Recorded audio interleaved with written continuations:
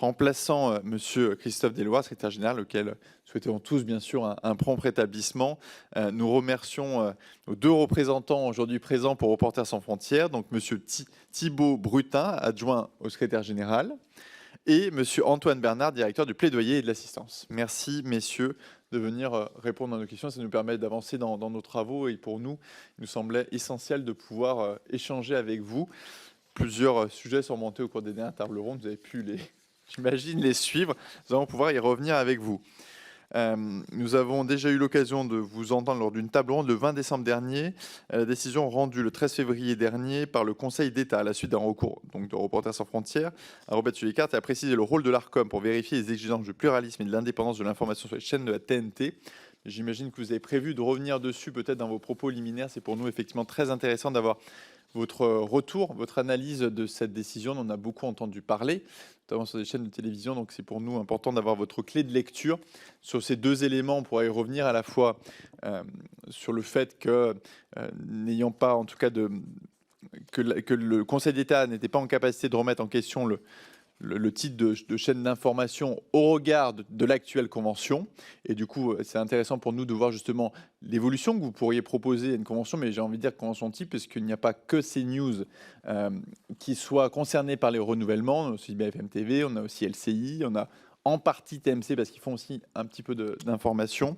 Donc c'est pour nous important d'avoir. Et puis sur l'autre partie, celui qui concerne le pluralisme, au-delà des partis politiques, celui des opinions, quand on voyait effectivement l'organisation de ceux-ci, on va avoir d'ailleurs un moment assez important, notamment avec le débat sur la fin de vie, qui est l'exemple type d'un débat qui n'est pas forcément un débat lié à des positions de partis politiques et donc à des temps de partis politiques, mais d'opinions très différentes à faire vivre sur l'ensemble du plateau.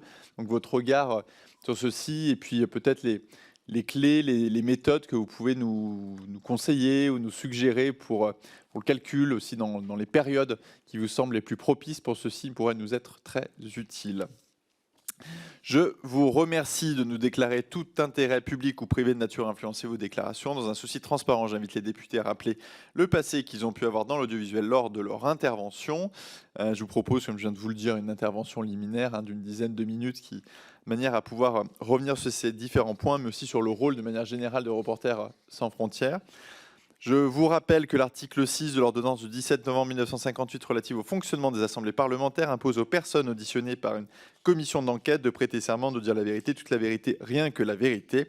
Je vous invite donc, messieurs, à lever la main droite et à dire « je le jure ». Je vous remercie et je vous donne immédiatement la parole et je vous laisse bien sûr vous organiser entre vous pour ce propos liminaire. Merci, Monsieur le Président. Merci, Monsieur le rapporteur, et merci, messieurs et madame les députés, de nous recevoir cet après-midi. Je tenais effectivement à excuser d'abord Christophe Deloire, notre secrétaire général, qui n'a pas pu venir aujourd'hui. Nous avions été déjà effectivement auditionnés le 20 décembre 2023. On avait souligné l'opportunité de cette commission d'enquête qui arrive à un moment de l'histoire de la TNT, qui invite à repenser peut-être la façon dont les conventions sont conclues et contrôlées.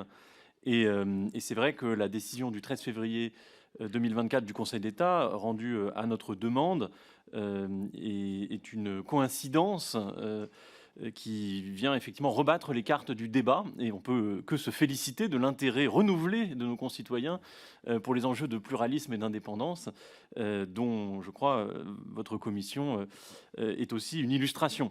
On a entendu beaucoup de choses sur cette décision du 13 février. Je crois qu'il y a pu y avoir, alors parfois de façon intéressée, parfois aussi de façon juste mal informée, une caricature qui a été faite parfois de cette décision de justice, qui a pu aller jusqu'à une dénonciation du gouvernement des juges. Je tiens à assurer les représentants de la nation que voilà, notre volonté, c'était de faire appliquer la loi, rien que la loi et toute la loi.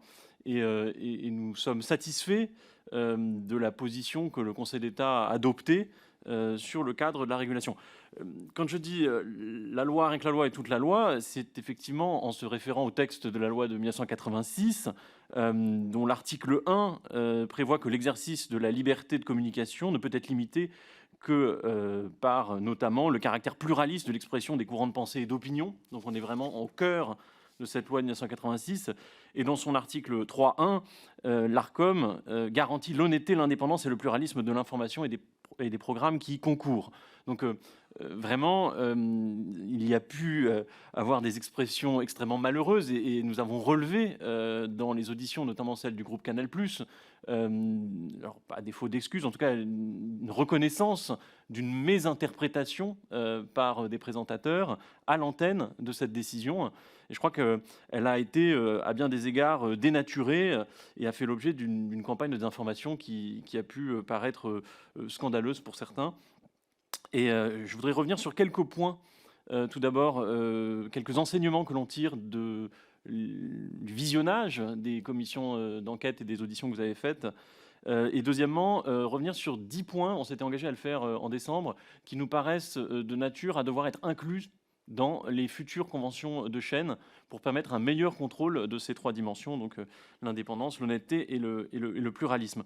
Alors tout d'abord, en ce qui concerne les leçons que l'on tire des auditions, on a pu constater, je crois que ça a été vraiment très, très clair dans les auditions qui ont été faites des différents dirigeants et animateurs du groupe Canal+, de voir à quel point il peut y avoir une étrange conception de la sanction où la gradation progressive des mises en demeure et de tout le dispositif mis en place par l'Arcom peut donner le sentiment qu'il n'y a pas de sanction. Or, il est évident que voilà, quand vous êtes mis en demeure de façon répétée, des dizaines de fois pour des comportements à l'antenne, il est évident qu'on ne peut pas parler d'absence de sanctions.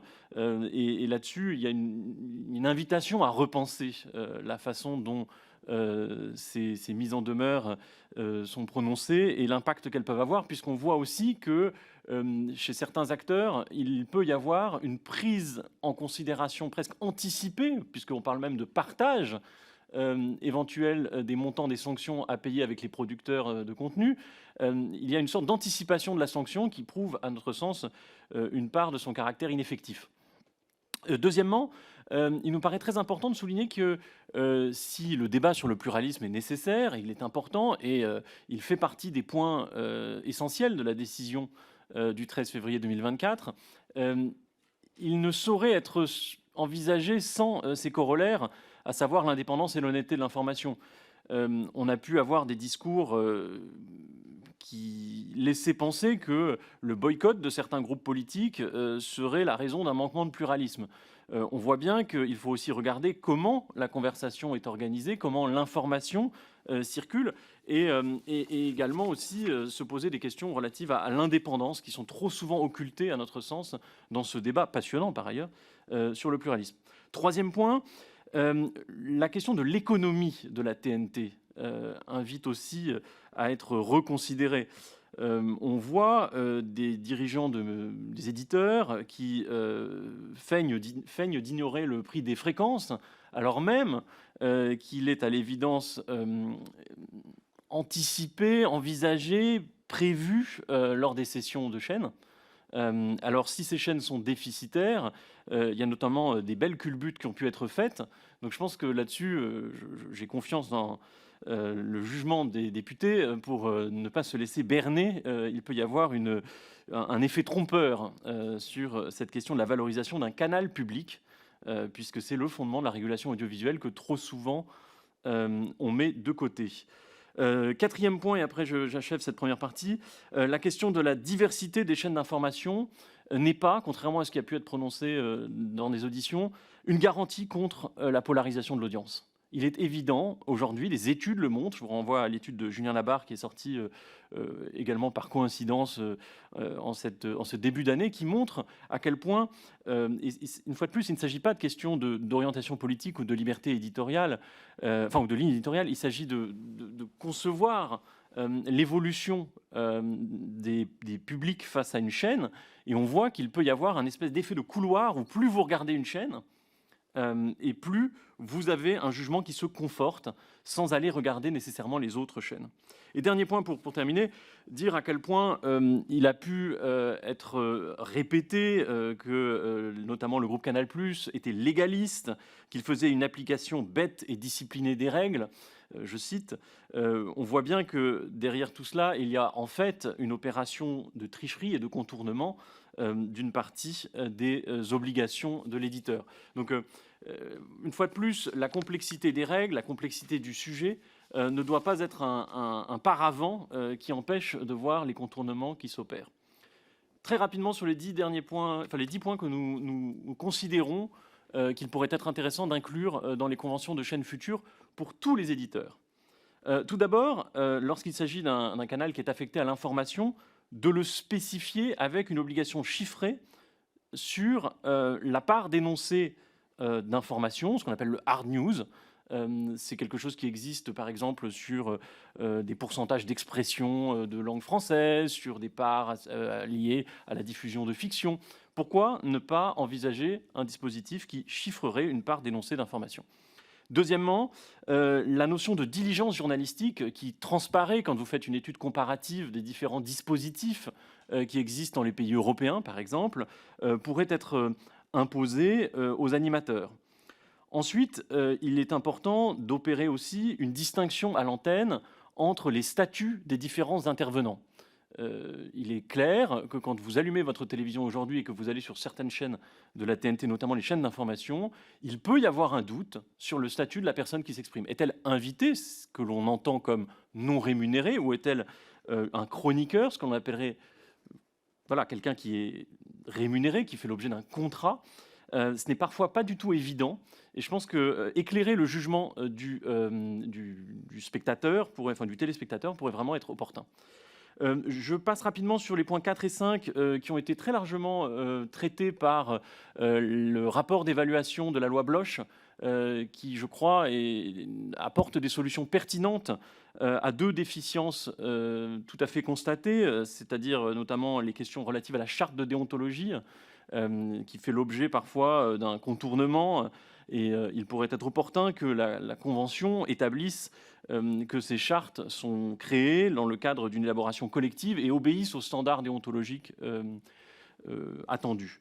Également pour le comité d'éthique, il y a des propositions très intéressantes qui ont été formulées par les députés et qui pourraient permettre d'éviter d'avoir une situation que l'on peut constater aujourd'hui dans certains groupes où vous avez des personnalités qualifiées qui ne font pas montre d'une qualification particulièrement évidente, notamment quand il s'agit d'un sujet aussi complexe, et on le voit dans le débat public aujourd'hui, un sujet comme l'indépendance, l'honnêteté ou le pluralisme de l'information nécessite tout de même d'en avoir une appréciation sérieuse. Le 6e point porte sur les garanties d'indépendance, sur lequel il y a aussi un travail parlementaire qui est effectué, où quel que soit le dispositif qui est choisi, que ce soit le droit d'agrément ou d'autres types de dispositifs qui permettent de garantir une association des rédactions à la gouvernance des titres ou à la conduite de l'action journalistique, cela pourrait être rentré dans le champ d'appréciation de l'Arcom lors de l'évaluation des propositions des chaînes. Également aussi intéressant de voir ce qui peut être fait dans le domaine de la transparence sur les pratiques journalistiques. Et comme vous le savez peut-être, Reporters sans frontières porte une norme qui s'appelle la JTI, la Journalism Trust Initiative. J'en viens au 8e point, la question de la soutenabilité économique des projets qui gagnerait à être prise en compte dans l'appréciation des propositions qui sont formulées à l'Arcom lors de l'appel à projets. Le 9e point porte sur le fait qu'on pourrait imaginer une sorte de clause miroir à ce qui est proposé dans le cadre des aides à la presse, où il y a un conditionnement à l'existence d'une rédaction avec des journalistes. C'est quelque chose qui aujourd'hui est à notre connaissance inexistant dans les conventions de chaîne. Et le 10e point, qui n'est pas des moindres, consisterait à revenir sur la caducité quinquennale des sanctions émises en demeure pour regarder dans l'appréciation des candidatures également, ce qui est de l'ordre des sanctions et des mises en demeure passées, pour évidemment considérer qu'un acteur qui viendrait candidater au renouvellement de sa fréquence, alors à défaut d'avoir une absence de condamnation, ce qui serait peut-être illusoire, en tout cas devrait démontrer une diligence pour corriger des manquements observés et constatés par le régulateur. Donc voilà des propositions très concrètes qui pourraient renforcer le contrôle effectué par l'Arcom Ce sont des choses qui peuvent être opérées à droit constant pour certaines, à d'autres nécessiteront une évolution législative. Mais nous pensons que l'évolution de la TNT à cette date, en 2024, presque 20 ans après son lancement, doit nous inviter à repenser la façon dont les obligations sont discutées, imposées et contrôlées. Donc je vous remercie pour votre écoute et nous sommes à votre disposition pour répondre à vos questions. Merci beaucoup, c'était effectivement très clair. Et je vous remercie d'ailleurs d'avoir vraiment apporté des propositions sur le cadre, puisque finalement, c'est ça l'objet de cette commission d'enquête, c'est le cadre de l'ensemble des conventions. Soit on juge qu'il est bon, soit on juge qu'il est perfectible, soit on juge qu'il est respecté, soit on juge qu'il n'est pas respecté. Et je vous remercie parce que je vais vous partager avec beaucoup d'honnêteté et de sincérité, parce que c'est un sujet extrêmement sérieux, et Reporters sans frontières, vous êtes sérieux et vous êtes utile et important, et le travail que vous faites, on y tient. Et si je dis ça, c'est parce que je sens depuis quelques semaines, et vous en avez un peu parlé, il y a un ressenti qui est un peu compliqué d'une partie de notre population. Alors je ne dis pas que c'est la décision elle-même, je ne dis pas que c'est ce que vous avez demandé au Conseil d'État, mais le ressenti de la population, ce serait on cible une chaîne en particulier, c'est News pour la citer, qu'on veut limiter ou empêcher la liberté d'expression et la liberté d'opinion. Et lorsqu'il y a juste ce ressenti brut qui arrive à la population, moi j'ai pu le vivre notamment sur des marchés, avec des personnes qui me disaient « mais moi j'aime pas du tout ces news, mais ce que vous êtes en train de leur faire, c'est très dangereux, c'est très grave ». Alors quand j'ai commencé à comprendre le « vous », c'était vous, on va dire, les hommes politiques à Paris, la majorité, le gouvernement, les députés, on va dire un peu l'élite aussi. Et ce qu'on voulait le faire, c'est empêcher, c'est contraindre, parce qu'ils ne penseraient pas exactement comme nous, etc. En tout cas, ça, c'est vraiment le ressenti brut que j'ai pu sentir sur des marchés sur le terrain, et qui était très délicat et vraiment aux antipodes de ce qu'on veut ici, et c'est très clair. Et je pense qu'effectivement, il est très important de sortir le sujet d'une chaîne ou d'un groupe, parce que comme vous l'avez très bien présenté, c'est le sujet du cadre qui se pose à ce moment-là. Sur le sujet du pluralisme, effectivement, on entend bien que aujourd'hui, on a effectivement des personnalités qui sont placées divers droite, divers gauche, divers centre ou par leur parti politique, avec la règle des 3 tiers, à la fois le tiers d'exécutif, tiers majorité, tiers opposition, avec un découpage qui peut évoluer comme ça au fil des personnalités, au fil des débats, et bien sûr des règles spécifiques lors des élections, comme là pour les élections européennes, avec la règle particulière à partir du 15 avril. Ça, on l'a bien en tête. Ensuite, l'une des grandes craintes qu'on a entendues après cette décision du Conseil d'État, c'était la crainte du grand catalogage, du grand catalogue de toutes les personnalités qui viennent sur le plateau. Et là, on en voit tout de suite la difficulté, déjà, et on l'a vu d'ailleurs sur d'autres auditions ici, notamment aussi et sur d'autres chaînes d'ailleurs que celles que j'ai citées avant, je pense notamment à BFM TV, sur la qualité des personnes qui sont sur le plateau. C'est vrai que parfois, ce n'est pas toujours clair de savoir si la personne est payée ou n'est pas payée. Si elle est experte, juste intervenante, invitée, journaliste, chroniqueur, éditorialiste, voilà. Il y avait, là, vraiment de manière générale pour l'ensemble des chaînes, parfois un besoin d'identification, de clarification. En même temps, on sent bien qu'il y a une difficulté à vouloir classer les personnes et que le débat serait plutôt d'aller, et vous allez me donner un peu votre avis, plutôt de donner, on va dire, des notes, des couleurs d'ambiance sur les différents débats, mais un débat, ça prend aussi une période particulière de temps. Donc voir comment vous voyez justement ces périodes de temps, ces périodes de débat, comment on peut analyser en prenant du recul, de manière à pouvoir juger que les opinions aient toutes eu une place correcte, représentée. Et vous voyez ce débat que je cite de la fin de vie, pour moi c'est un peu le débat, enfin c'est le cas d'école parfait d'un débat qui sort vraiment du découpage des partis politiques avec des opinions très différentes, mais toutes bien sûr très importantes et respectables. En tout cas, voilà, on a vraiment senti moi j'ai senti sur le terrain vraiment cette crainte de la limite de la liberté d'expression, de la liberté d'opinion. Tant mieux que les Français soient toujours aussi énergiques et mobilisés sur ce sujet-là, qui est effectivement extrêmement important pour la démocratie. Mais effectivement, l'endroit où on va emmener ce débat est, je pense, très important aussi pour l'avenir. Donc voilà, j'ai besoin de vous sur cette précision de la façon justement de prendre compte au mieux de l'analyse et de la présence des différentes opinions sur les débats en dehors de cette idée de cataloguer les gens, parce que voilà, je pense que les journalistes ne le veulent pas évidemment, puis en plus on peut tous évoluer même d'un matin au soir sur un débat, et on sait bien que les choses sont beaucoup plus compliquées que le positionnement d'une personne en tant que telle. Et je pense que ce serait très grave, et on serait de recours en recours permanent avec l'Arcom, donc je pense qu'on casserait nous-mêmes le système. Voilà sur le pluralisme. Sur l'autre sujet, merci pour les propositions que vous faites sur les conventions L4, parce que c'est vraiment le sens de cette commission d'enquête. Et c'est sûr que les conventions sont perfectibles. Et d'ailleurs, il n'y a pas qu'une seule chaîne là, qui va être concernée si elle fait la demande de renouvellement, mais il y en a d'autres. Donc ces obligations se porteront aussi pour celle-ci. Il faudra voir comment on adapte à l'avenir pour les autres. Ce qui est très délicat pour nous, enfin en tout cas pour moi en tant que député, ça l'est moins de fait pour vous, parce que ce sont vos confrères, vos consoeurs, et ça l'est moins encore pour l'Arcom, qui est l'autorité de régulation. C'est de porter nous-mêmes le débat du bon et du mauvais journalisme. Parce qu'on en voit aussi les limites, et je pense que notre statut rend très difficile de porter un débat du bon ou du mauvais journalisme. Est-ce que ça passe par un minimum de reportage ? Comment on peut quantifier la qualité, le niveau, la quantité nécessaire de reportage pour être, entre guillemets, une bonne chaîne d'information ? Vous parliez effectivement du hard news, qui est important. Comment on quantifie ça aussi ? Comment on le qualifie également ? Ce sont des choses qui, effectivement, sont beaucoup plus faciles, je pense, à ce qu'elles soient portées au sein de la profession et ensuite, effectivement, émises dans les obligations de l'Arcom, mais avec tout le monde, bien sûr, au même titre, et c'est le sens de vos propositions. Mais en tout cas, moi, personnellement, en tant que député, c'est des choses que je comprends, qui sont effectivement très importantes, mais qui sont aussi un peu aux limites de ma fonction, si on ne voudrait pas penser qu'il y a une forme de censure ou de classification du journalisme ou même des journalistes, qui serait bien pire d'ailleurs, sur ce sujet-là. Donc voilà, vous voyez, la limite, elle est assez délicate en ce sens. Mais en tout cas, voilà, je vous remercie de cette présentation, de ces propositions qui, justement, on va dire, défocalisent le sujet d'une chaîne, parce que je pense que c'est le meilleur moyen de casser le débat totalement et de nous empêcher d'avancer sur des sujets qui sont extrêmement importants et qui, effectivement, émettent des propositions importantes pour l'avenir. Voilà.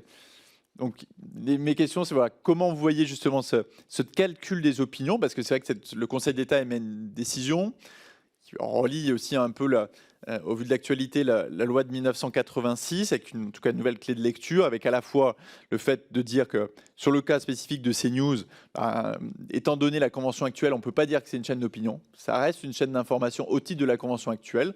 Après, il faut voir selon la future convention. Donc, comment on calcule au mieux les opinions selon vous, si vous aviez une méthode à nous proposer sur un débat type comme celui de la fin de vie, et comment on peut arriver à faire porter ces propositions que vous portez déjà, mais de manière un peu plus générale, unifiée par la profession, pour pas que ce soit à nous, en fait, finalement, de classer le bon et le mauvais journalisme, mais qu'il y ait une forme d'entente, et vous l'avez également émis avec cette charte. Est-ce qu'on peut avoir finalement une base commune de charte de déontologie pour l'ensemble des médias qui pourrait... Alors, je ne sais pas si après on peut l'imposer directement via la convention de l'Arcom, cette base, mais est-ce qu'on pourrait espérer que finalement toute la profession puisse se mettre d'accord de manière unifiée sur une base de charte qui serait l'élément clé, puis après chaque chaîne décideront. Sachant qu'effectivement, pour moi, il y a vraiment une ligne rouge extrêmement forte, mais qui n'est pas facile à tenir, c'est celle de la ligne éditoriale, de la liberté éditoriale qui est... protégée par la loi de la liberté de la presse de 1881, qui est extrêmement importante, autant que toutes les libertés liées aux journalistes et au journalisme en tant que tel. Et voilà, comment on peut avancer sur ces domaines-là sans pour autant aller sur la ligne éditoriale, pour moi, c'est extrêmement important. Et ça nous permet aussi, au cours de cette table ronde, de saluer le travail de l'ensemble de nos journalistes, notamment à l'étranger, puisqu'on a pu voir encore des images assez choquantes de ce qui se passait en Russie. Je pense notamment à une équipe de BFM TV, pour n'en citer qu'une, qui a subi plusieurs contrôles tout au long de la même journée, et qui subit d'ailleurs un contrôle qu'on trouve assez dur par rapport au contrôle qu'on peut vivre dans nos États sûrement plus démocratiques.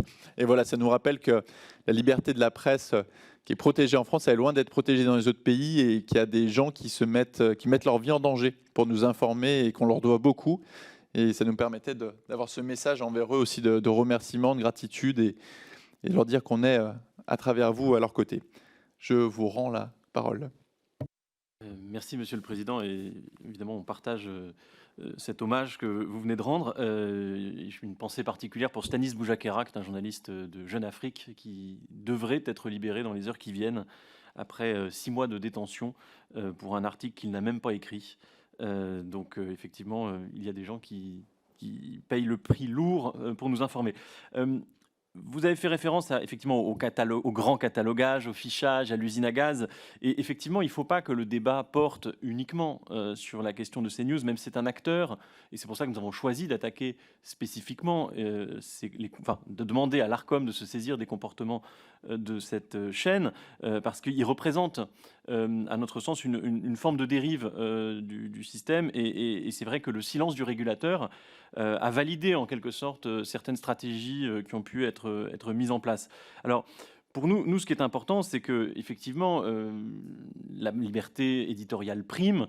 Il n'est ici nullement question de ligne éditoriale, et on comprend l'attachement des Français à la liberté d'expression. Seulement, quand on a présenté cette décision en disant qu'elle était attentatoire à la liberté d'expression, on voit bien la limite de l'exercice. Déjà, cette décision porte sur 2 points, et même d'ailleurs sur 3.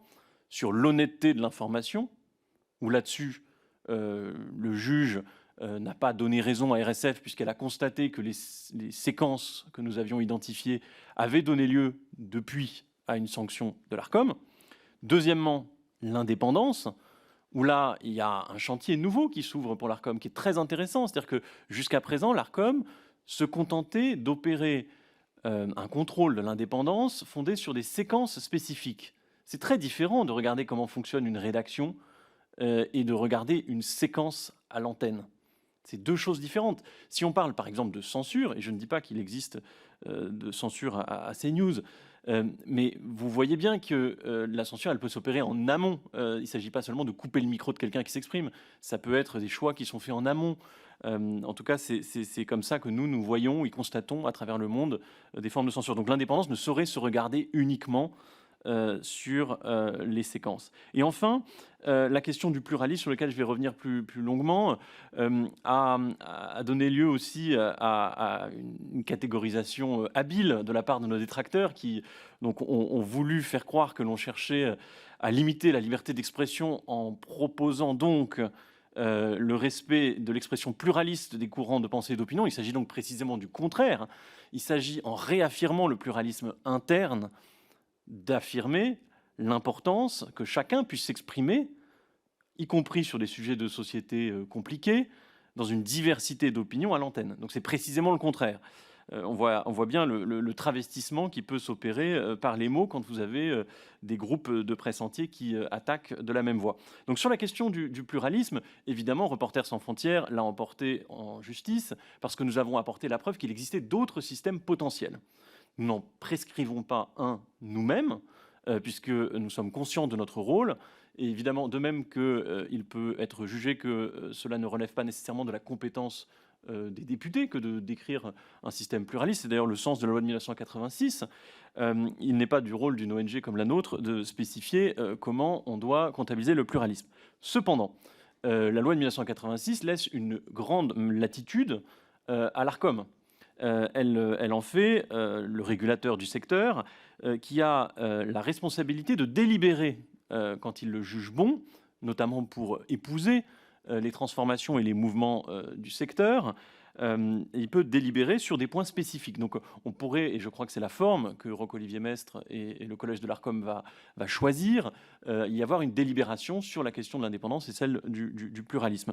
Donc sur le pluralisme, nous avions montré dans nos écritures au Conseil d'État qu'il existait aujourd'hui un système qui était un système qui se contentait d'appliquer le 2e alinéa de l'article de la loi de 86 relatif à ce point, l'article 13. La loi parle d'assurer le respect de l'expression pluraliste des courants de pensée et d'opinion, donc c'est très large. Et l'alinéa suivant parle du décompte de temps de parole des personnalités politiques.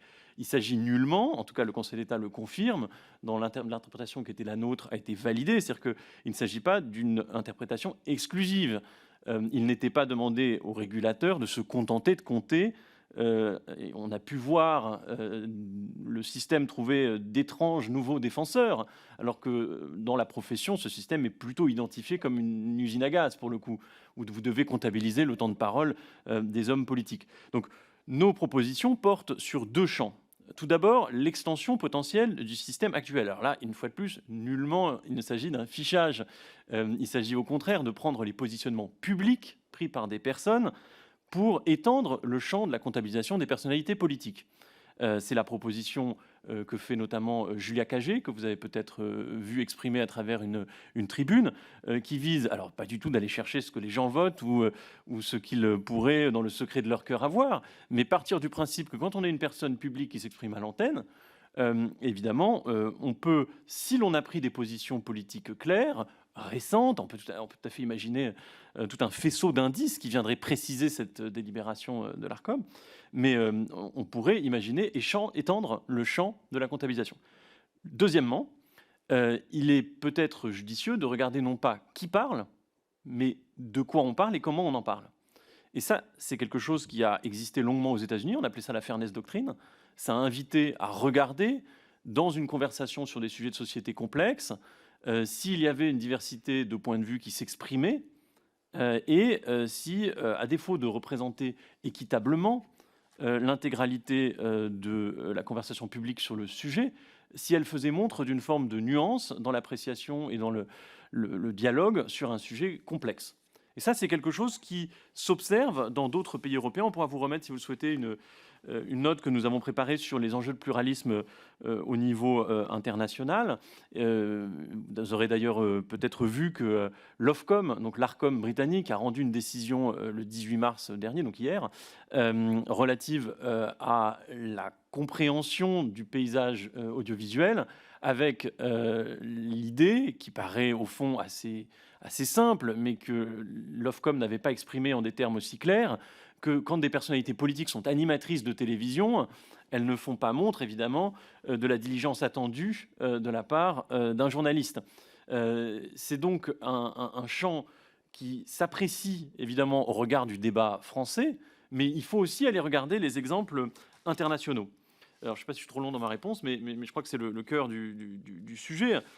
Si vous voulez, regardons ce que la décision du Conseil d'État dit précisément et ce que le rapporteur public dit, où il parle de sanctionner des déséquilibres durables, manifestes, révélant une intention délibérée de l'éditeur de favoriser un courant de pensée ou d'opinion.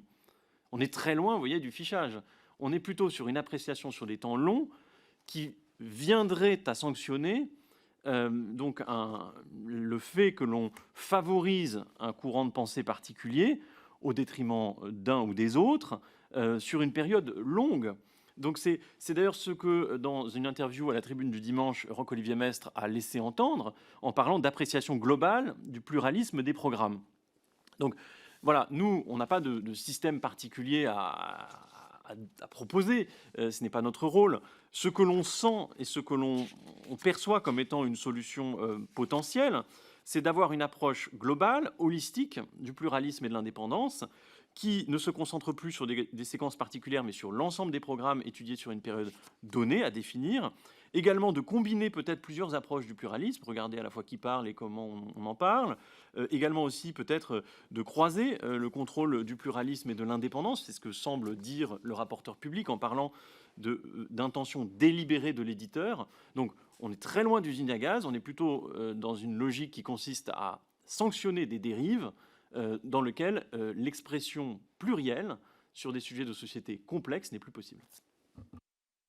Merci beaucoup. Ofcom, effectivement, que nous avions eu l'occasion de visiter avec Jean-Jacques Gauthier il y a quelques mois dans le cadre d'une mission. Je vais, pour donner rapidement la parole à mes collègues, à monsieur le rapporteur, 2 questions assez claires. La première, quelles sont finalement vos relations, vos contacts et vos échanges avec l'Arcom sur ce sujet? Est-ce que l'Arcom, on va dire, voilà, fait appel à des experts comme vous? Est-ce qu'il y a aujourd'hui des échanges dans le cadre de leurs réflexions, notamment dans l'écriture des futures conventions, hein, au-delà de toute chaîne spécifiquement, hein, vraiment de manière générale? Est-ce qu'il y a des échanges en ce sens avec l'Arcom? Et l'autre question, vous avez parlé effectivement des choix en amont. Des choix en amont des chaînes, des groupes de presse. Donc choix en amont, j'imagine et j'entends que ce sont les sujets, le temps qu'on donne à chacun des sujets, les angles de ces sujets en question. Comment finalement on arrive à différencier ce que vous appelez choix en amont et la ligne éditoriale, qui, elle, est en soi protégée et propre aux médias en question. Je réponds sur le deuxième point, puisque la réponse est plus aisée. Quand je parlais de choix en amont, c'est de choix en amont au regard de la question de l'indépendance de l'information. Donc il ne s'agit pas du tout de remettre en cause la ligne éditoriale et la liberté éditoriale de l'éditeur. Il s'agit au contraire, dans le respect de la loi, qui prévoit donc que l'indépendance, c'est notamment l'indépendance au regard des intérêts économiques de l'actionnaire, d'éviter évidemment de regarder la question de l'indépendance uniquement en fonction de ce qui se passe à l'antenne, mais aussi de regarder est-ce que l'éditeur cherche à favoriser ses intérêts économiques. S'il a, et c'est le cas en France, puisque beaucoup de groupes qui opèrent des services audiovisuels sont des groupes qui ont des intérêts économiques dans d'autres secteurs, d'essayer de faire porter le contrôle de l'Arcom sur ce point-là. Donc pas du tout sur la ligne éditoriale, mais au contraire sur la volonté de favoriser des intérêts économiques de l'actionnaire. Et sur les relations avec l'Arcom, nous avons eu par le passé, et encore je crois assez récemment, en 2023 en tout cas, l'occasion d'être auditionnés, et nous avons porté des points qui sont assez proches de ceux que nous avons recommandés pour qu'ils soient inclus dans le périmètre des conventions de chaîne. Depuis la décision du Conseil d'État, nous avons eu un appel avec l'Arcom où nous leur avons fait part de notre disponibilité pour travailler ensemble à l'application de cette décision de justice dans le respect des responsabilités de chacun. À ce jour, nous n'avons pas eu de nouveaux contacts sur ce point spécifique. En général, et nous avions, je crois, mis l'accent là-dessus lors de notre précédente audition, il nous paraît vraiment important que l'Arcom respire, je dirais, dans un écosystème qui est plus large et qui inclut notamment les milieux académiques qui formulent des propositions particulièrement pertinentes au regard du sujet qui nous occupe.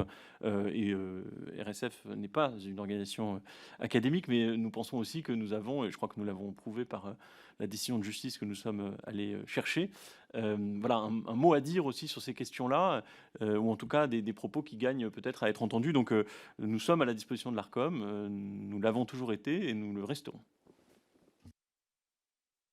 Merci beaucoup. Je donne la parole immédiatement à monsieur le rapporteur. Merci, Monsieur le Président.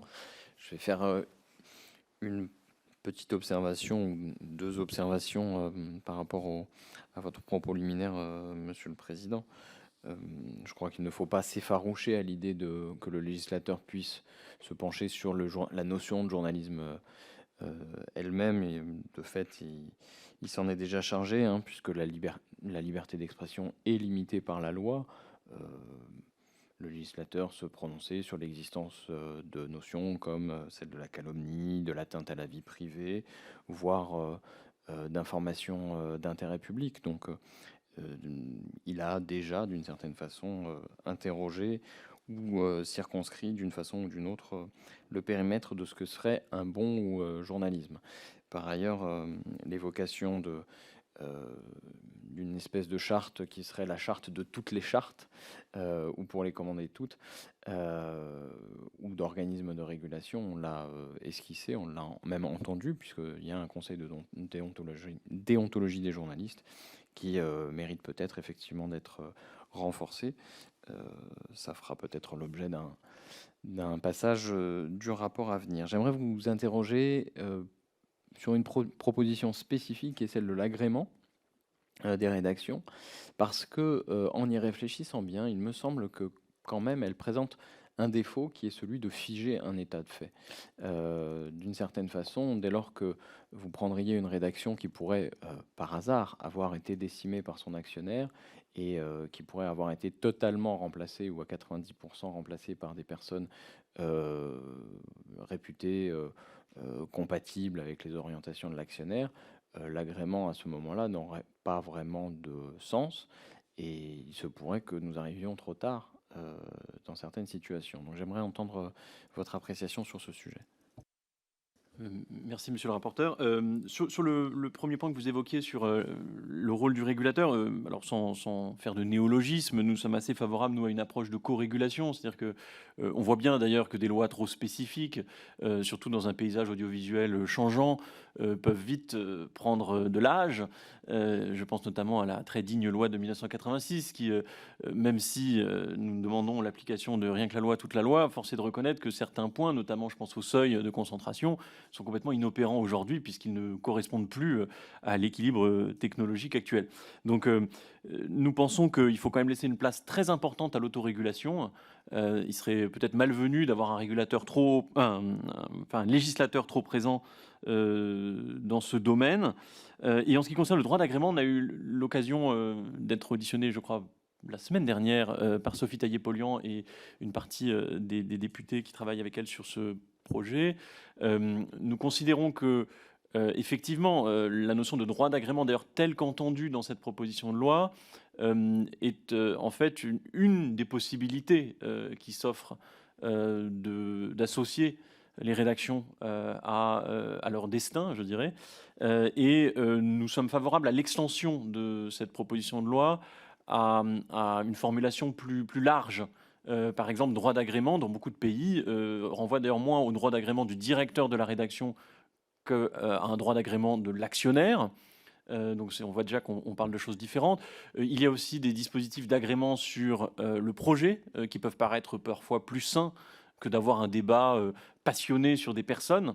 Donc nous sommes favorables à l'extension du champ de cette proposition de loi pour faire en sorte qu'elle laisse une liberté aux acteurs en espérant qu'ils puissent trouver consensus dans le dispositif qui convient d'être mis en place pour garantir leur indépendance. Mais nous trouvons l'intention louable. Merci.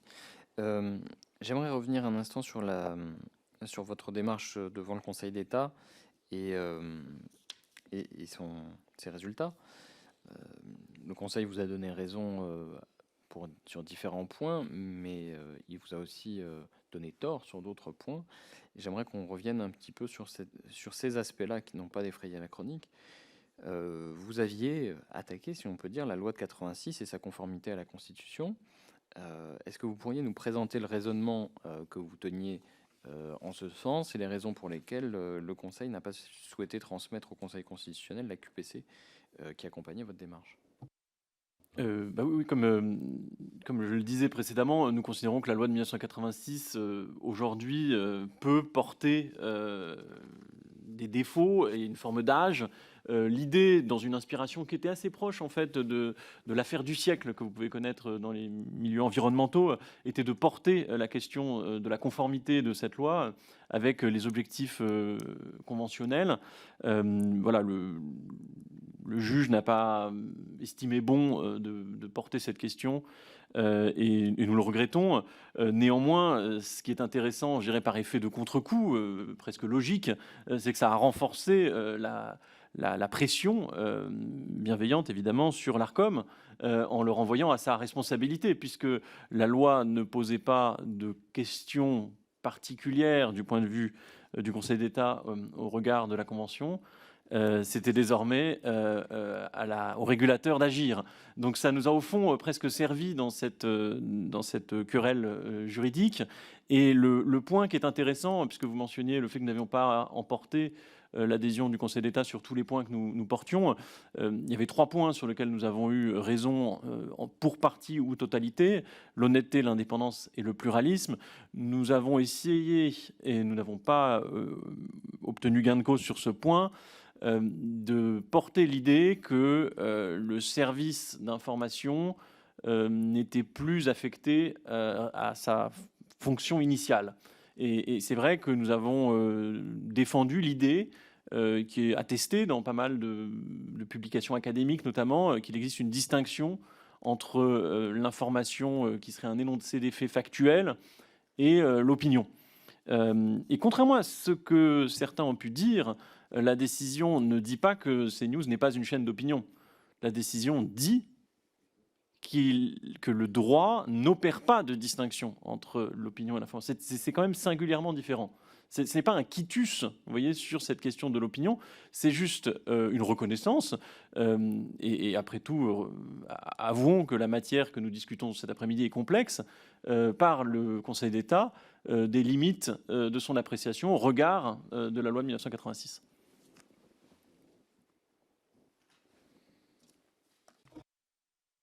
Merci. Le Conseil d'État a aussi estimé que si l'association invoque en outre une méconnaissance générale par la chaîne de l'exigence d'honnêteté de l'information, elle ne produit pas d'éléments suffisants à l'appui de ces allégations. Évidemment, c'est un sujet fondamental. Et d'ailleurs, à titre personnel, je me suis un petit peu étonné que la chaîne ne se vante pas davantage d'un tel résultat. Mais quel est votre sentiment sur cette décision et comment pourriez-vous, le cas échéant, étayer davantage la mise en cause que vous aviez cherché à porter? Le fait est que la démarche est assez ancienne déjà en réalité. Oui, il y a eu une confusion qui a pu aussi être dans les esprits sur le fait que notre étude portait sur ce qui se passait à l'antenne de CNews en 2021. Et pour cause, c'est le temps de la justice. C'est évident que les segments que nous avions portés à l'attention du régulateur et du juge étaient des segments qui datent donc de 2021. Depuis, je crois, à la fois par le testing en partie malheureux qu'a effectué notre directeur général en allant sur les antennes de CNews, mais aussi par des incidents qui se sont produits récemment. Je pense notamment à l'affaire dite de l'IVG. Eh bien, je crois que le point a été fait, a été prouvé, et la décision du Conseil d'État, on l'a relisée tout à l'heure avant de venir, on ne la connaît pas encore par cœur, elle dit aussi que l'Arcom a sanctionné, a mis en demeure CNews sur 2 des séquences que nous avions pointées.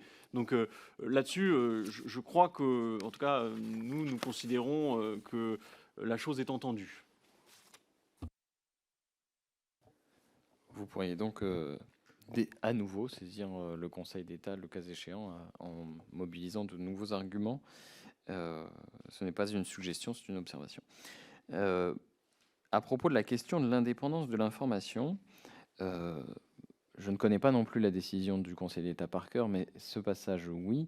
Ou en tout cas, je ne le connais pas par cœur, mais je sais que c'est le paragraphe 18, qui est très bref, mais qui souligne que la question de l'indépendance ne s'apprécie pas, vous l'avez déjà évoqué, simplement par l'examen d'une séquence. Quel est le bon moyen pour apprécier? Alors, vous avez évoqué une appréciation d'ambiance, mais il me semble lire, peut-être un peu entre les lignes de la décision du Conseil, que cela s'apprécierait aussi, ou devrait s'apprécier aussi, par un examen du fonctionnement de la chaîne. Est-ce que vous pensez, connaissant la loi, que l'Arcom est doté des prérogatives suffisantes pour mettre en œuvre un contrôle de cette nature? Absolument. L'Arcom a aujourd'hui ce qu'on appelle le visa de l'erreur manifeste en droit administratif, ce qui est une capacité d'action qui est importante. Et là-dessus, ça veut dire qu'il faut vraiment que le régulateur fasse une erreur manifeste d'appréciation pour qu'il y ait sanction par le juge. Les erreurs mineures, les erreurs factuelles, etc., peuvent passer face à la justice. Donc l'Arcom est un régulateur puissant. C'est un régulateur qui peut beaucoup. Nous avons constaté qu'il n'avait pas été particulièrement stratège et surtout qu'il avait opéré des contrôles qui étaient des contrôles qui, en ce qui concerne l'indépendance, l'honnêteté, pouvaient parfois être relativement vides de matérialité. On avait souligné 3 exemples dans les écritures. Le premier, c'était la grille des programmes, qui est annexée aux conventions de chaîne et qui constitue évidemment un des documents conventionnels de fait. Or, vous pouvez modifier substantiellement le contenu d'un programme tout en gardant le même nom, tout en gardant la même tranche horaire. Donc là-dessus, on a constaté, en faisant une étude du changement des programmes, que les programmes avaient changé alors même que la grille n'avait pas changé. Là-dessus, le régulateur n'a rien dit. Vous avez également des points qui ont été, là une fois de plus, je renvoie au travail que l'Assemblée a consacré à la loi Bloch, 2 dispositifs qui étaient censés porter leurs fruits après l'adoption de la loi Bloch en 2016, qui étaient donc le fameux CHIPIP, les comités et les chartes. Et là-dessus, nous avons, et c'est pour ça que nous avons saisi sur le cas de CNews, qui a une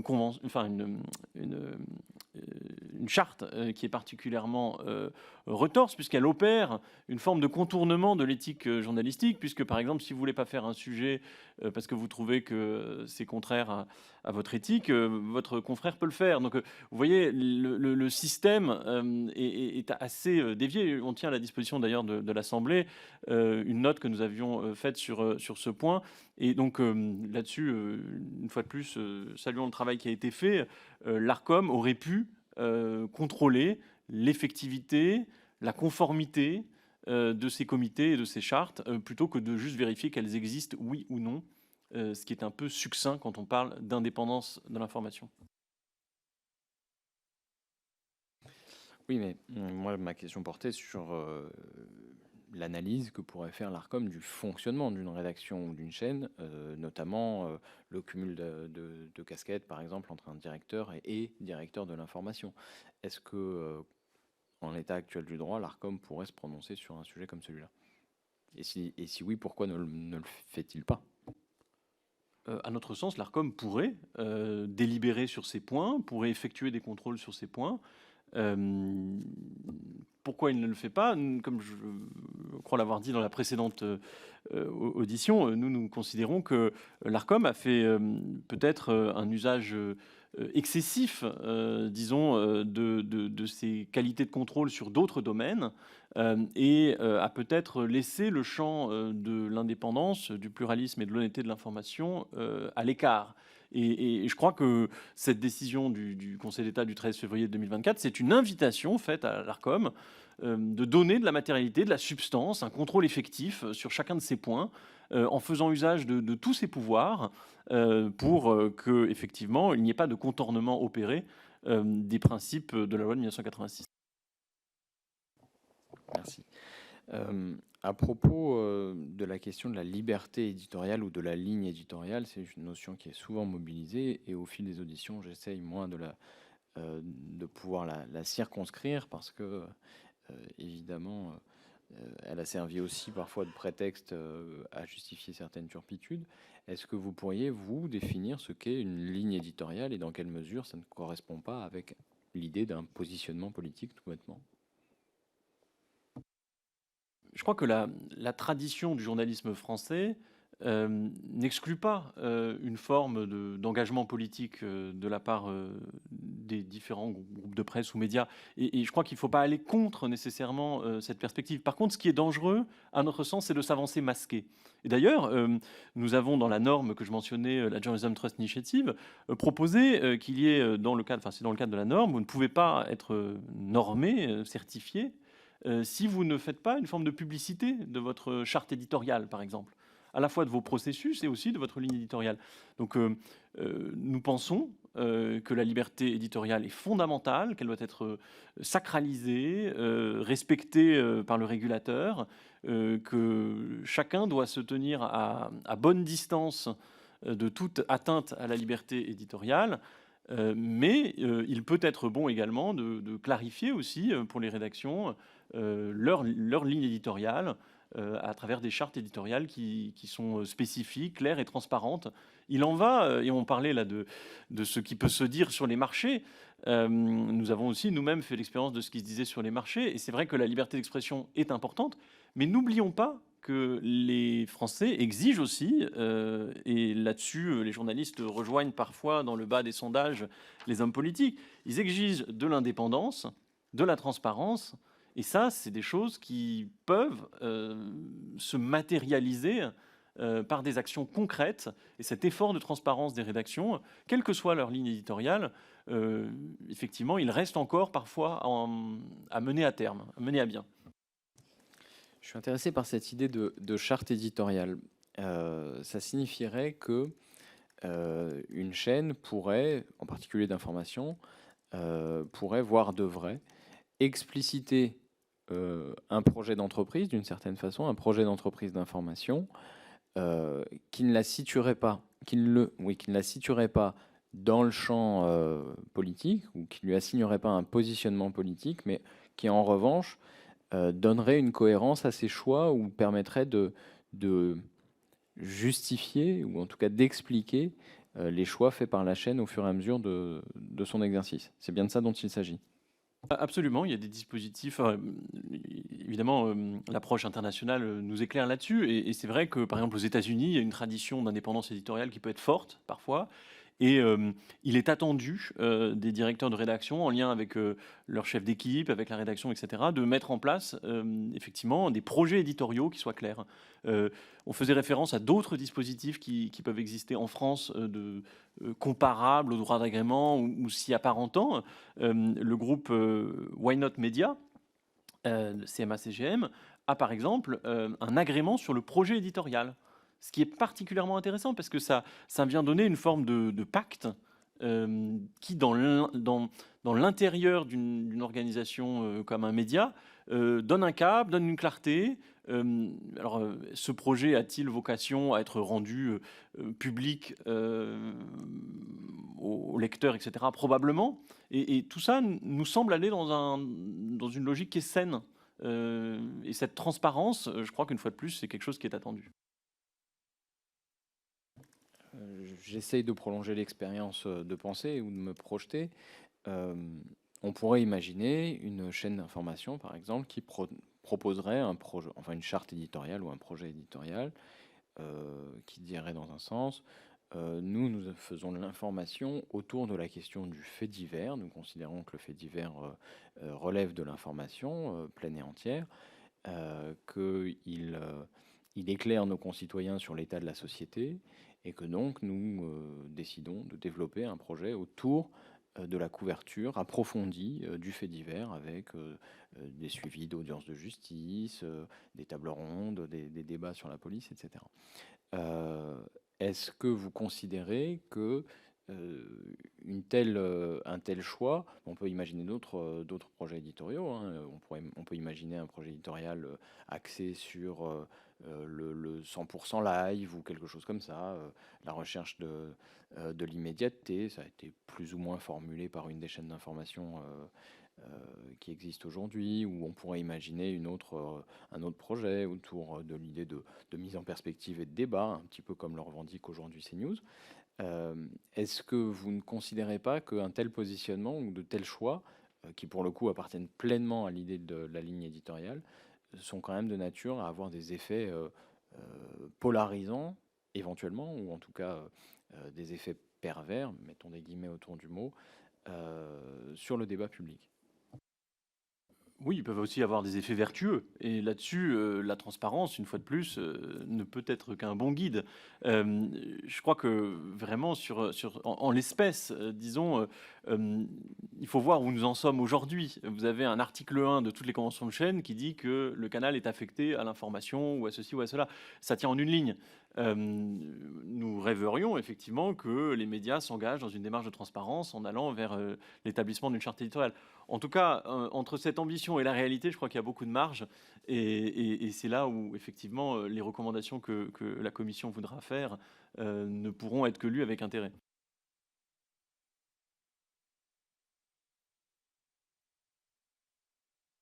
Je vous remercie. Effectivement, l'exemple dont vous parlez de CMA, CGM est effectivement extrêmement intéressant, d'autant plus que ce n'est pas quelque chose qui leur est contraint par la loi, mais qu'ils ont mis en place de manière d'eux-mêmes en interne et qui a été extrêmement bien acceptée, qui a été comprise aussi par le propriétaire, par l'actionnaire. C'est ce qui était intéressant avec un système un peu, c'est comme une sorte un peu de discours sur l'état du journal, l'état de l'Union, enfin, ce que nous, on aurait une forme de discours de politique générale. C'est un peu ça qui suit en fait les mois de la nomination du rédacteur en chef et qui après amène à un vote. En tout cas, c'est vrai que c'est un des dispositifs qui peut être très très intéressant pour l'avenir.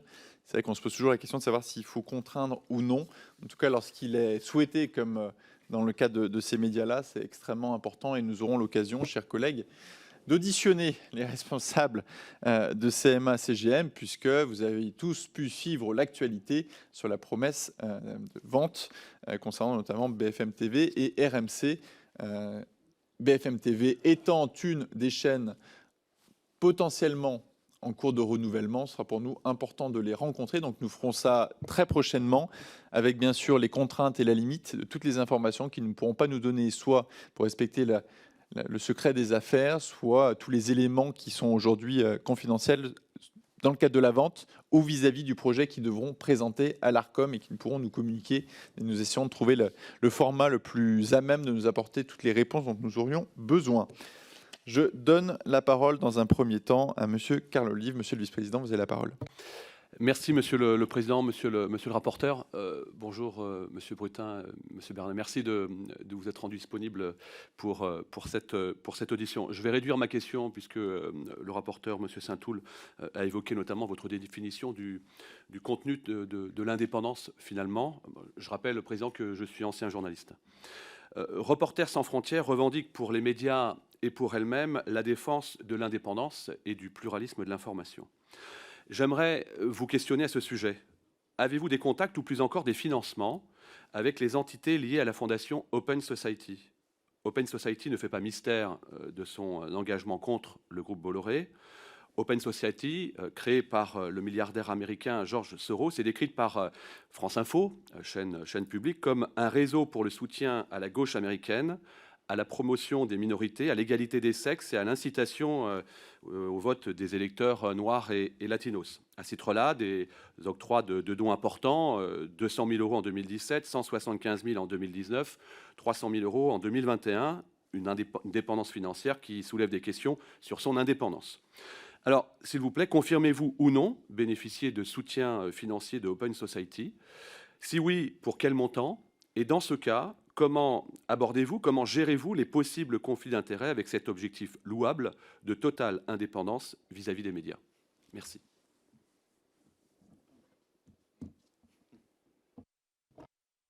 C'est bon. Oui, je vous confirme que Open Society Foundation fait partie des donateurs de Reporters sans frontières. À ma connaissance, et nous pourrons vous confirmer le montant, il s'agit de quelque chose de l'ordre de 200 000 € sur un budget de 15 millions d'euros. Autant vous dire que la part que ça représente est extrêmement faible. Je ne sais pas si Open Society fait croisade contre le groupe Bolloré. Par contre, j'ai remarqué que l'inverse était vrai. Et de ce point de vue-là, je peux vous assurer que non seulement nos contacts avec Open Society Foundation sont historiques, mais aussi distants, et qu'aucun donateur, quel qu'il soit, n'influence la ligne de Reporters sans frontières. Merci. Chers collègues, si vous avez un mot. Merci, Président. Cela dit, à l'instar de ce que nous autres collègues pouvons avoir en termes de parade, d'armure pour se protéger, je pense à la Haute Autorité de la Transparence de la Vie Publique, je pense aux déontologues, je pense aussi sur d'autres supports juridiques. Est-ce que vous avez une protection que vous mettez en place naturellement justement pour garantir cette indépendance et ce pluralisme d'information? Absolument, on a une charte, enfin, déjà, nous avons des conventions qui régissent les relations avec les donateurs. Nous avons aussi une charte qui a été adoptée par le conseil d'administration et qui spécifie le cadre des relations entre RSF et ses donateurs. Et enfin, nous avons un conseil d'administration qui est particulièrement vigilant sur ce point et les contrôles externes par des auditeurs viennent attester, je crois, de l'indépendance totale de notre organisation. Je vous remercie. Je vais à présent donner la parole à Monsieur Jean-Jacques Gauthier. Et juste après, ce sera Monsieur Philippe Ballard. Monsieur le vice-président Gauthier, vous avez la parole. Merci, Président. Moi, je voudrais distinguer le fond et la forme. Sur le fond, les questions de pluralisme, d'indépendance, de concentration des médias se posent. D'ailleurs, pour tous les médias, pas spécialement en ciblant un tel ou un tel, avec des systèmes probablement à moderniser, évidemment, en les rendant plus convergents à 360 degrés, puisqu'aujourd'hui, le contrôle sectoriel des médias ne touche finalement que les acteurs traditionnels, pas le numérique. Et là, il faudrait le toiletter, tout en sanctuarisant, et j'insiste là-dessus, la liberté éditoriale, qui doit être vraiment protégée, préservée, sanctuarisée. Donc, sur le fond, je vous rejoins sur cette nécessaire réflexion. Sur la forme, j'avoue avoir été un peu choqué par la virulence la violence des propos de M. Deloire qui ont ciblé à travers Vincent Bolloré le premier groupe audiovisuel français et européen avec ses 80 000 salariés. Je me demandais même s'il n'y avait pas une part de haine personnelle à travers ces propos. Est-ce que finalement vous cautionnez ces propos extrêmement violents qui décrivaient Vincent Bolloré comme un ogre qui digère les journalistes qui trépassent? Est-ce que vous cautionnez ce type de propos? Alors, tout d'abord, oui, je suis solidaire des propos de notre directeur général et j'aurais aimé qu'il soit là, ici, pour en répondre directement devant vous. Il vous aura pas échappé que parfois, dans la conversation publique, il est nécessaire de parler haut pour être entendu et il est évident que des métaphores peuvent parfois comporter une mesure excessive. Sur le point de l'ogre, alors je ne crois pas, par contre, là, je laisse à M. Orsena la liberté de cette comparaison. Je crois que nous ne la faisons pas.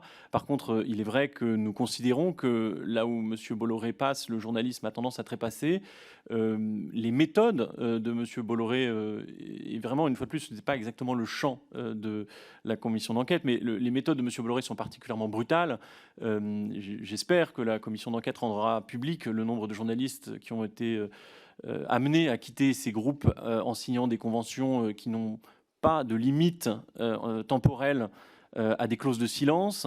Nous avons vu également dans la plupart des médias où il a pu être amené à prendre le contrôle, parfois un contrôle d'ailleurs anticipé. En tout cas, c'est la thèse que nous défendons et nous espérons que la Commission européenne ira jusqu'au terme de l'enquête pour gun jumping qui est actuellement en cours.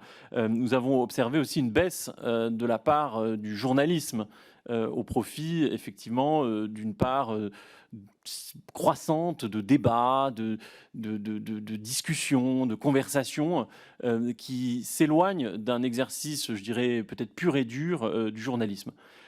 Et enfin, pour parler des intérêts, effectivement, nous avons pu voir des cas, je pense notamment par le passé dans le groupe Canal, des événements et des éléments qui ont déjà été évoqués dans d'autres auditions, sur lesquels M. Bolloré a tenté d'apporter des explications, des moments d'intervention forts de l'actionnaire dans les contenus des chaînes. Voilà. Chers collègues, c'est bon pour vous. Je vais donner la parole à présent à Monsieur Philippe Ballard. Chers collègues, vous avez la parole. Merci, Président. Je voudrais tout d'abord revenir, Monsieur. Alors, j'ai été journaliste pendant près de 40 ans donc dans le service public, Radio France, groupe Bertelsmann, TF1, et j'ai même travaillé pendant 2 ans avec Christophe Deloire entre 1996 et 98 à LCI, où il était de mémoire pigiste. Je voudrais revenir déjà parce que j'ai pas très bien compris votre démonstration, ce qu'on disait tout à l'heure, le refus de certains partis politiques de se rendre à des invitations qui sont rendues par des chaînes. On pense bien sûr à CNews, je pense même que le nom a été cité, et vous mettiez en avant que le fait qu'on pouvait se retrouver face à un présentateur, un intervieweur qui vous était franchement hostile. Mais quand il s'agit de débats où on se retrouve à 6, 8 politiques autour de la table, c'est pas un argument qui tient, parce que le présentateur s'efface. Et puis alors, il y a l'effet miroir un petit peu, le pluralisme, quand des chaînes, des émissions, je pense à Quotidien par exemple, sur TMC, refusent et se vantent même de ne pas inviter de représentants de notre mouvement politique, le Rassemblement national. Comment on fait pour faire vivre le pluralisme dans ces conditions? Est-ce qu'on ne sombre pas dans une sorte de démocratie libérale? Nous nous félicitons en tout cas de l'importance qu'a pris le débat sur le pluralisme aujourd'hui en France, et on espère que ça fera bouger les positions de certains acteurs, parce que nous trouvons qu'il est regrettable, effectivement, que des boycotts de certaines antennes existent, dans un sens comme dans l'autre d'ailleurs, que ce soit des programmateurs qui refusent d'inviter des invités et des élus qui refusent d'aller sur des chaînes. La relation entre les politiques et les journalistes est complexe, et on ne va pas en refaire l'historique, mais sachez que nous sommes attachés à ce que chacun, ou la majorité, soit reçu sur les antennes. Et le pluralisme, c'est précisément cela, et plus encore, puisque c'est ce qu'on a essayé de montrer en montrant que ce n'était pas seulement du politique, c'est aussi comment on parle d'un sujet complexe. Donc nous condamnons les pratiques qui consistent à ne pas inviter certains, et nous pensons qu'il est vraiment important que tout le monde se parle dans notre société. Et j'avais une autre précision concernant l'extension du droit d'agrément. Enfin, est-ce que c'est utile? Est-ce que c'est pas dangereux? Je précise ma question. Alors ça s'adresse notamment à la presse IPG dans un premier temps, hein, si j'ai bien compris la démarche de certains partis politiques. Mais vous êtes à la tête d'un journal de gauche. Est-ce que vous allez embaucher quelqu'un qui a une sensibilité de droite? Et puis si vous êtes à la tête d'un journal de droite, est-ce que ça va vous passer par la tête d'aller chercher quelqu'un qui a une sensibilité de gauche? Parce que le résultat du vote de la rédaction, dans ce cas-là, on le connaît. Et puis je dis dangereux parce que, hormis la presse IPG, il y a la presse audiovisuelle. Et si on étend ce système à l'ensemble des médias audiovisuels, presse écrite, on sait très bien, on ne va pas se cacher derrière notre petit doigt, que les journalistes ont une certaine sensibilité. C'est un milieu dans lequel j'ai évolué 40 ans, qui est plutôt de gauche. Donc ça serait à la fin monocouleur.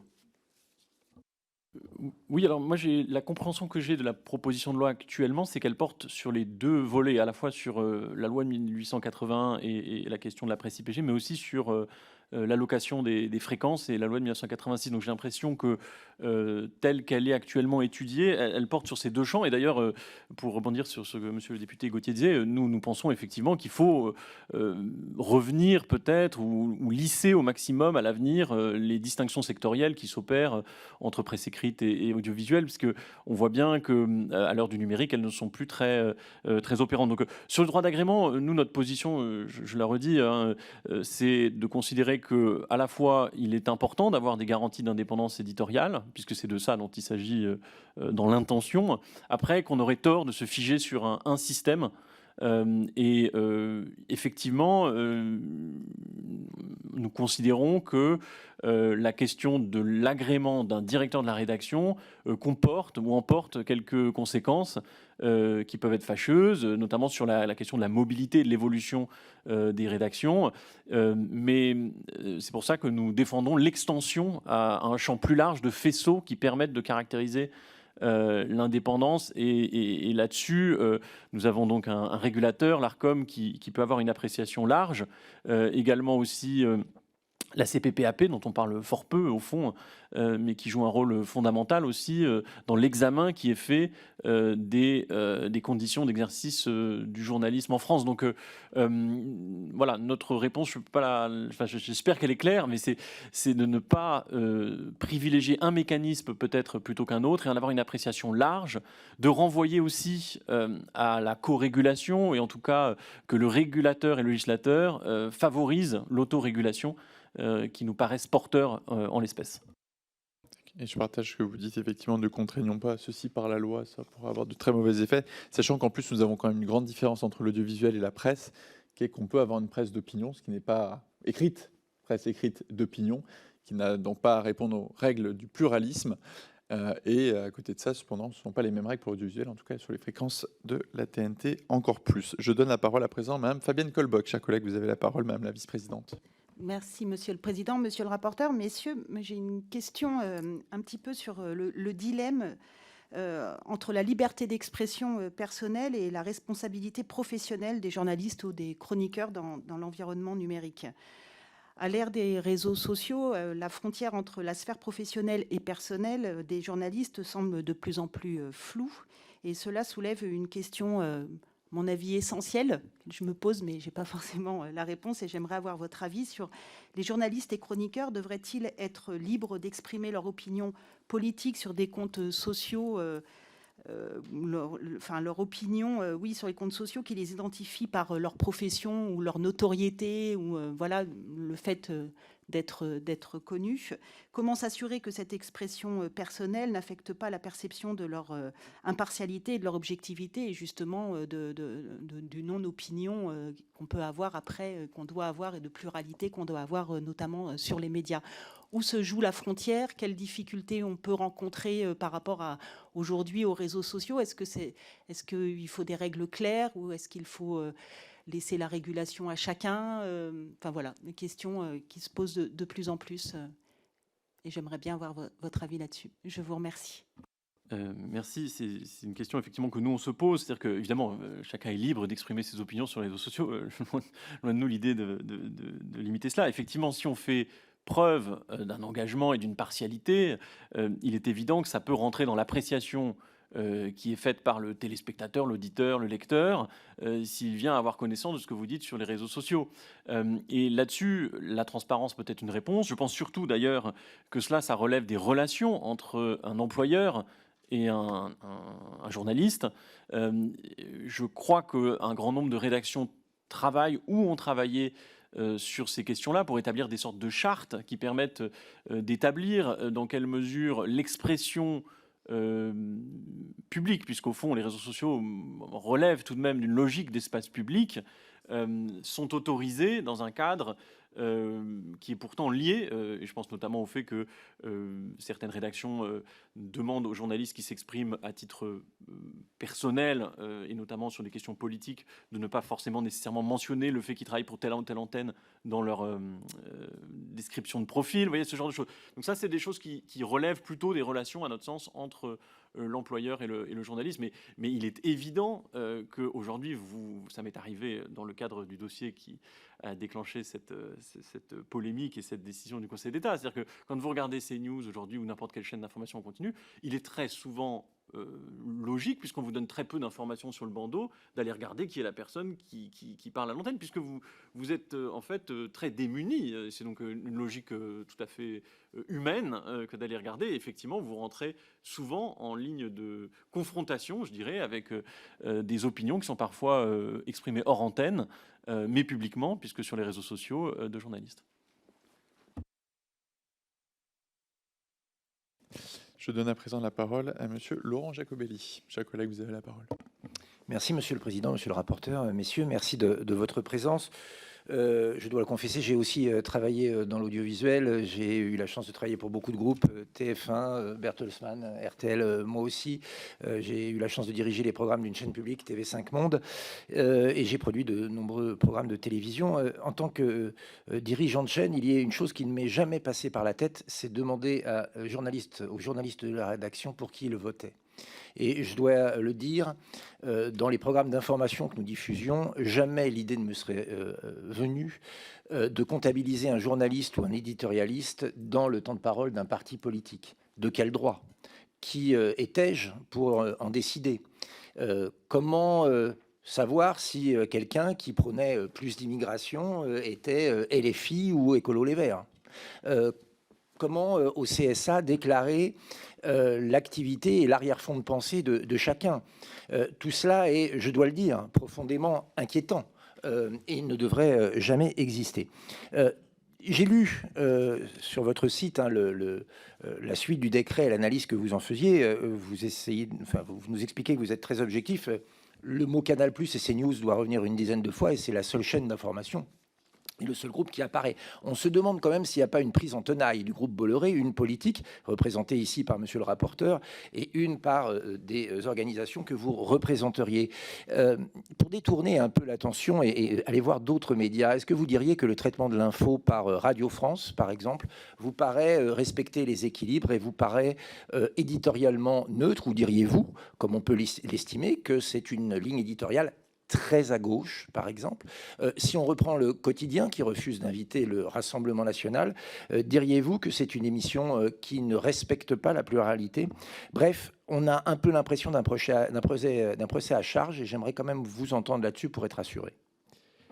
Alors, en l'espèce, dans un contentieux administratif comme celui-là, vous devez attaquer, si vous voulez l'emporter face au régulateur, sur une décision spécifique. Nous avons choisi le cas de CNews parce que c'est un acteur qui, à notre sens, comme je l'ai déjà dit plus tôt, représente une partie des dérives ou des excès des chaînes d'information en continu.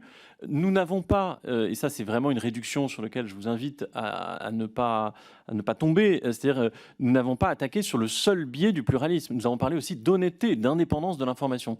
C'est bien différent. Donc, c'est quelque chose qui, aujourd'hui, a été occulté par certains acteurs qui y avaient intérêt, mais la question de l'honnêteté et de l'indépendance est aussi fondamentale dans notre démarche.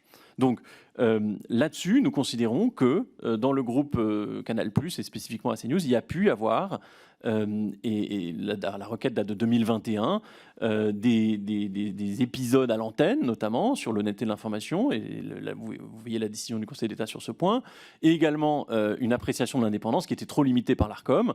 Et donc c'est pour ça que nous avons choisi ce cas spécifique, parce qu'on est dans une sorte, au sens weberien, vous voyez, d'idéal type. C'est-à-dire que c'est par essence un acteur qui, dans notre perspective, on n'est pas obligé d'être forcément d'accord, c'est un acteur qui a bénéficié, disons, du silence et de l'absence de régulation stratège pour mettre en place une stratégie de contournement des obligations de la loi de 1986. Je ne crois pas que dans le paysage audiovisuel actuel, il existe des acteurs sur lesquels nous aurions pu faire porter un recours aussi spécifique sur tous ces biais. Sur la question du pluralisme, qui est celle que vous mentionniez spécifiquement, nous avons obtenu une victoire qui consiste à dire que le pluralisme, ce n'est pas juste la comptabilisation des temps de parole des hommes politiques dans des petits comptes d'apothicaires. Nous en sommes satisfaits parce que ça nous semble aller dans le sens évident de la loi 1986, que je ne rappelle pas, mais qui parle voilà, vous savez, de courant de pensée et d'opinion. Donc c'est beaucoup plus large. Si une nouvelle méthode est mise en avant par l'Arcom, ce que nous croyons raisonnable, au regard de la décision qui donne 6 mois à l'Arcom pour prendre une nouvelle décision. Ces règles vont s'appliquer à tous. Et la transparence qu'elle va impliquer va permettre de porter un regard sur les programmes d'autres antennes. Et ça va être très intéressant. Et je pense que l'audiovisuel public n'est probablement pas parfait. Il y a probablement des choses qui peuvent être améliorées. Le pluralisme tel que nous le concevions, ou en tout cas tel que l'Arcom le concevait, puisque nous n'en avions jamais eu cette conception, a fait son temps. Donc c'est intéressant d'utiliser peut-être dans des perspectives qui sont des perspectives critiques à l'égard des médias, d'utiliser ces nouveaux outils qui seront à disposition et de pouvoir porter un nouveau regard. Nous serions ravis d'avoir de nouvelles études sur l'audiovisuel public, par exemple, sur le fondement de la nouvelle appréciation du pluralisme par l'Arcom. Et on verra ce que ça donne. Chers collègues, si vous avez un rebond. Oui, très rapidement, j'aimerais vous entendre sur les dérives que cela pourrait engendrer, c'est-à-dire le fait qu'un journaliste soit classifié par ses idéaux politiques, même par une appartenance supposé à un parti politique, parce que concrètement, vous allez faire comment si un journaliste le matin expose sa vision de la protection de la nature, vous allez dire qu'il est écolo, et si l'après-midi il dit qu'il faut donner plus d'argent aux forces de l'ordre, vous direz quoi?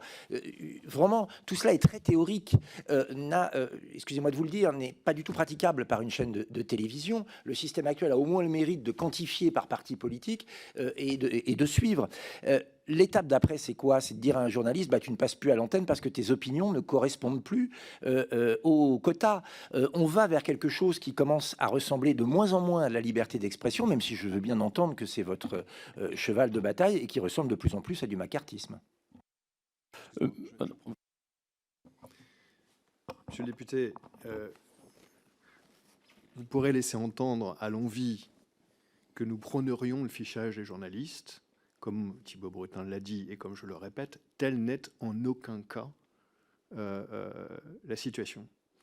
Je ne peux que vous inviter finalement à relire et la décision du Conseil d'État et les conclusions du rapporteur public, et au fond également parce qu'il y a une sorte de gravité du moment à laquelle la décision du Conseil d'État nous invite, mais également les travaux de votre commission. Et merci, Monsieur le Président, Monsieur le rapporteur, à vos prédécesseurs, vous-même, d'avoir marqué la gravité de ce moment. On vit une époque et un contexte de défiance, de désinformation, d'offensive informationnelle.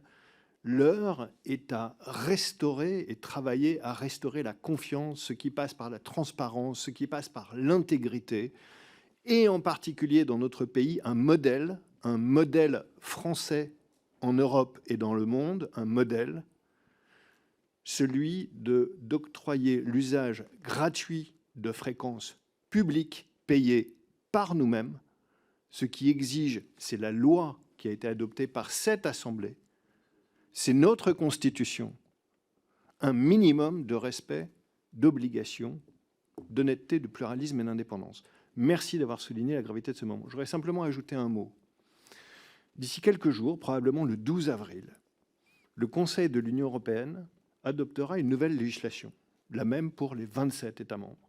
Comme vous le savez, la législation européenne sur la liberté des médias. Elle entrera en vigueur 20 jours après son adoption. Elle sera opposable dans une durée de 6 mois à 3 ans, selon ses dispositions, à l'ensemble des États. Vous serez appelés, vraisemblablement, à légiférer sur certaines de ces dispositions.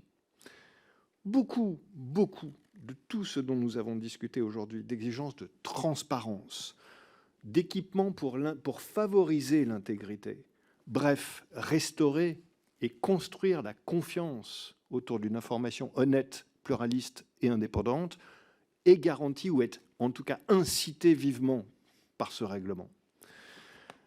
Le secrétaire général des Nations Unies convoque en septembre un énorme sommet sur le futur. Au cœur de ce sommet essentiel pour, en tout cas, les pays démocratiques auxquels nous nous félicitons d'appartenir, porte sur l'enjeu de l'intégrité de l'information.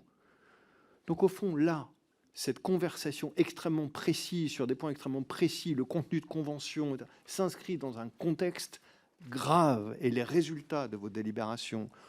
Alors, contrat est susceptible de compter et de restaurer et d'amplifier, nous l'espérons, une sorte d'exemple français pour l'Union européenne et au-delà pour le monde. C'est ça l'enjeu des travaux de votre commission. Alors, s'il vous plaît, ne laissez pas entendre, car c'est faux, que nous prônerions le fichage des journalistes. Merci. Merci, M. Bernard. Vous faites bien effectivement de citer le Media Freedom Act. Nous étions saisis d'ailleurs. C'était un choix. Toutes les assemblées des différents pays membres de l'Union européenne n'étaient pas obligés de le faire et la Commission des affaires culturelles et d'éducation ici s'en était saisie parce que nous étions conscients effectivement du sujet. Nous sommes d'ailleurs en avance sur beaucoup de pays, sur plusieurs éléments de cet acte, d'autres qui sont des points de vigilance. Et effectivement, quelles que soient les opinions de chacun, on peut toujours s'honorer d'avoir ce type de débat ici, preuve que nous sommes une démocratie et qu'elle fonctionne bien. Et effectivement, dans le modèle français, il est aussi très important, je le dis d'autant plus devant Jean-Jacques Gaultier, de renforcer aussi notre audiovisuel public, qui a un rôle extrêmement important aussi à jouer sur ces sujets-là. Monsieur le rapporteur, est-ce que vous avez des questions complémentaires? Merci, Monsieur le Président.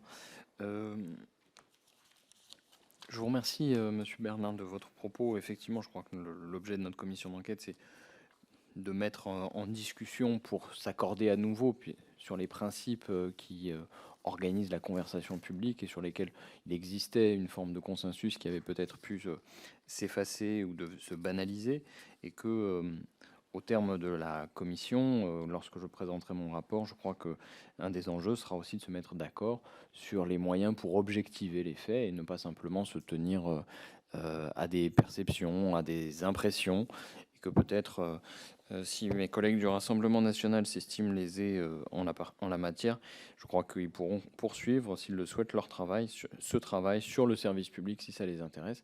Je crois que personne ne craint d'être mis face à la vérité des faits, ou ne devrait le craindre.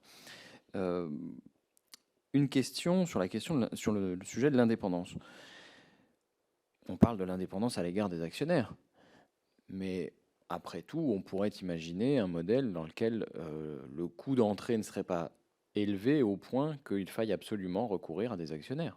On peut vivre en tant que journaliste ou comme un collectif de journalistes sans dépendre ou sans être dans la main, objectivement, d'un actionnaire. Est-ce qu'aujourd'hui, le système est tel que ce serait possible? Je crois que j'ai déjà la réponse. Et qu'est-ce qui pourrait être fait, selon vous, pour promouvoir des initiatives qui ne rentrent pas dans le cadre de l'économie de marché telle qu'elle fonctionne aujourd'hui et qui subordonnent en réalité les journalistes aux groupes auxquels ils appartiendraient? Alors sur ce point, nous peut-être qu'on pourra vous envoyer une contribution écrite, puisqu'on a déjà été donc auditionné la semaine dernière sur les questions du droit d'agrément et toutes les dispositions multiples, les dispositifs multiples qui peuvent exister pour assurer l'association des journalistes à la vie de leurs médias. Que ce soit un contrôle, un vote, il existe toutes sortes de dispositifs, il y a une grande diversité. Il faut d'ailleurs que ces dispositifs s'appliquent au nombre croissant de médias qui choisissent des statuts coopératifs ou associatifs, qui sont évidemment des dispositifs pour la plupart fondés sur une base démocratique interne, ce qui est intéressant à observer. Nous sommes, si vous suivez nos publications, très attachés au développement aussi d'une forme de journalisme qui peut trouver un financement caritatif. Il y a eu d'ailleurs des dispositions qui ont été passées par l'Assemblée nationale sur ce point.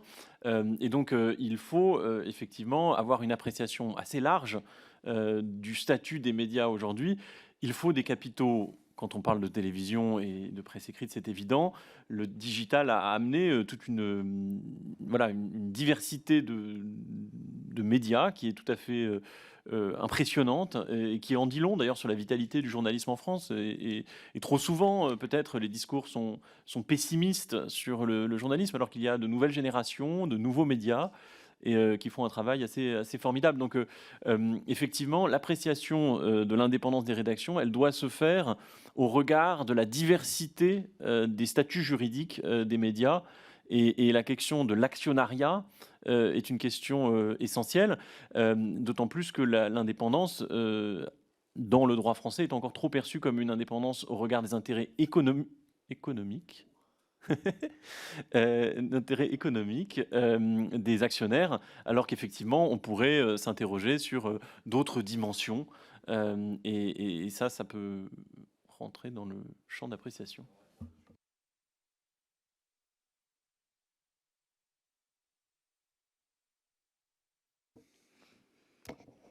Voilà, nous reprenons. Je ne sais pas, M. Brutin, si vous voulez reprendre votre propos au moment de la coupure de courant. Je ne sais pas de quelle puissance étrangère a souhaité mettre fin à vos échanges. Allez-y.